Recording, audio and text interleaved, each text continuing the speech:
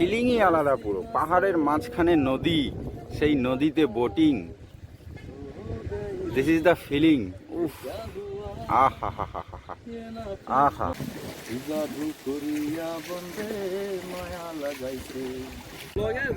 এই যে ইন্ডিয়া বাংলাদেশের বর্ডার, আমরা ইন্ডিয়ায় দাঁড়াইছি। বর্ডার এখানে বলতে এই যে পাথরের একটা উঁচু করে দেওয়া আছে। 11ই মে 2024 কাল রাত্রে মাউলিনং গ্রামে রাত্রিযাপন করার পর আজ আমরা সকাল 9:30 নাগাদ বেরিয়ে পড়লাম ডাউকি নদী দেখতে এবং তার স্বচ্ছ জলে বোটিংয়ের আনন্দ নিতে। অবশেষে ডাউকি নদীতে নেমে পড়েছি। এই যে পাহাড়, এই যে ডাউকি নদী, এই আমরা বোটিং করছি ডাউকি নদীতে। উধার দেখো পাহাড় পাহাড় পাহাড়, মাঝখানে ওই যে ব্রিজ, এই যে পাহাড়। হায়, একদম স্বচ্ছ জল, ডাউকি রিভার। ফিলিংই আলাদা পুরো। পাহাড়ের মাঝখানে নদী, সেই নদীতে boating. This is the feeling. উফ, আহা হা হা হা হা, আহা আহা আহা হা।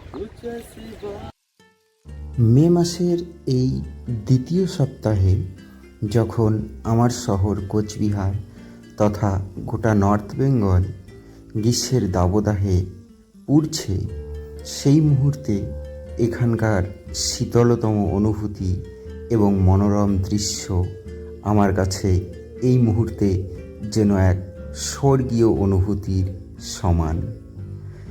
বারবার মনে হচ্ছে এখানে যেন পুরো দিনটা থেকে যাই, কিন্তু সেটা করা মুশকিল, কারণ আজকেই আমাদের ঘরে ফেরার পালা। जब बारिश हुआ था इतना भीड़ नहीं था, नहीं हम लोग गया था। क्लियर नहीं दिखेगा अभी ना? अभी भी देखो ऐसा है, अभी पूरा क्लियर है। तो 2 दिन में तो बहुत गंदा है, चाहिए था। ट्रांसपेरेंट जो होता है वो कब होता है? अक्टूबर से। अक्टूबर से तक पूरा ट्रांसपेरेंट था। अब 2 बार आगे भी मिस्टेक हो गया। हाँ ये आप लोग अक्टूबर से आएगा तो कॉन्फिडेंट है ना। Okay okay. আমাদের 3 জনের বোটিং করার জন্য এখানে আমাদের কাছে নিল 800 টাকা এবং নৌকোর মাঝি আমাদের বলল যে অক্টোবর মাসে এখানে সব থেকে বেশি ক্রিস্টাল ক্লিয়ার জল দেখতে পাওয়া যায়। যাই হোক, এখন সৌন্দর্য উপভোগ করব এবং আমার বন্ধু বাবাই সরকারের কণ্ঠে খোলা গলায় শুনব কিছু গান।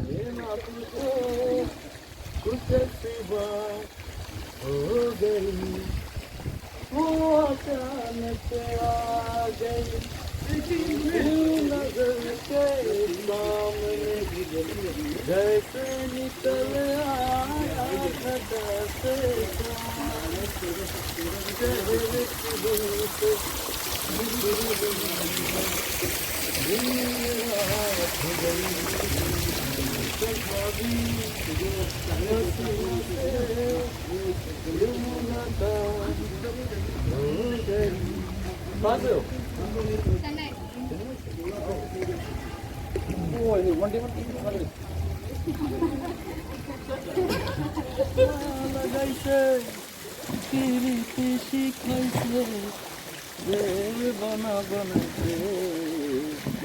জাদু করিয়া বন্দে মায়া লাগাইছে, জাদু করিয়া বন্দে মায়া লাগাইছে।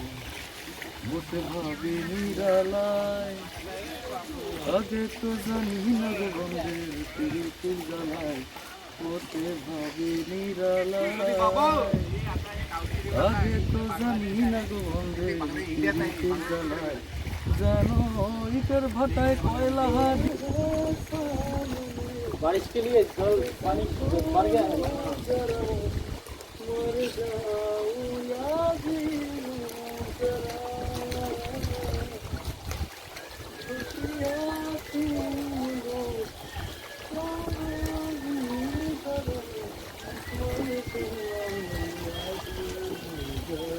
आवाज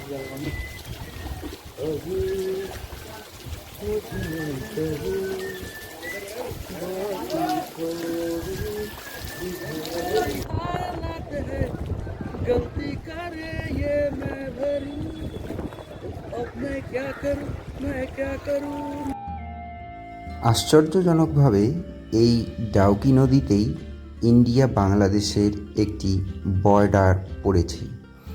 সেখানে আমাদের ইন্ডিয়ান মিলিটারির একটি ক্যাম্পও রয়েছে। আমি তোমাদের এই বোটিং শেষে সেই বর্ডারটি দেখাবো, কিন্তু আমাদের দেশের নিরাপত্তার স্বার্থে আমি ইন্ডিয়ান আর্মির ক্যাম্পটি তোমাদের দেখাতে পারছি না। তার জন্য আমি তোমাদের কাছে ক্ষমা চেয়ে নিচ্ছি। এই পাশেরটা হচ্ছে বাংলাদেশ। এই বর্ডার এখানে বলতে এই যে পাথরের একটা উঁচু করে দেওয়া আছে, এইটাই হচ্ছে ভারত বাংলাদেশের বর্ডার। এই জায়গাটার মধ্যে এই যে পাথর, এই পাথরের ওই পাশটাই হচ্ছে আমরা বাংলাদেশ।